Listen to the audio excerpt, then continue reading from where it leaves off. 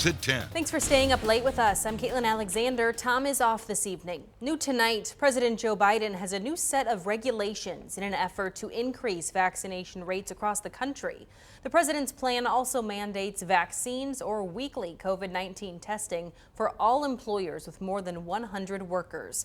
But nothing has been mandated for undocumented immigrants crossing the border. Our Noah Kaplan had the chance to speak to the president's vaccine coordinator today. Noah, what did you find out? Well, Caitlin, the president's new announcements will certainly have an impact on the remaining population yet to be vaccinated. However, the feelings were mixed on the current state of the pandemic in the country.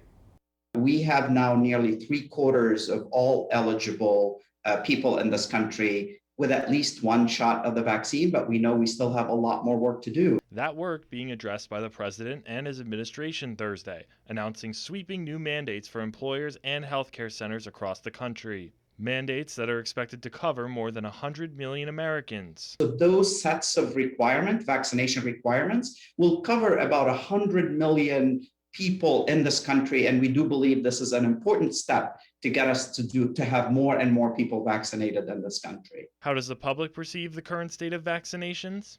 We took to the streets to find out. Well, I know that there's still a lot of people in this country that have not been vaccinated, but I believe that is more of the people's choice. I think people have the right to make that decision themselves. But again, as I said earlier, I hope that people are making those decisions. If they're not choosing to vaccinate, I hope they're making those decisions for the right reasons. If you're of the mind that you should get vaccinated, then you should. And if you don't think so, then, you know, that's your choice too. Others expressing more concern. I think it might get a little bit worse before it gets better. I think people need to make that decision, but I think they need to keep in mind the impact of that decision. Maybe with all the people coming in to Rochester from other states and other countries, particularly people that aren't vaccinated, bringing it to us. ShoeCare says vaccinated individuals need not worry about severe illness. So the fact remains, if you're vaccinated, you are protected, particularly against severe disease, including hospitalizations and death. That's why this is another call for those who are unvaccinated to get vaccinated. But for some, they plan to continue living their lives. You still have to adhere to all the regulations, and, you know, maybe you don't always agree with them, but, you know, that's just the way that it is right now. I still live my life. I still do things, but I make sure that I, do what I need to do to protect myself and my family.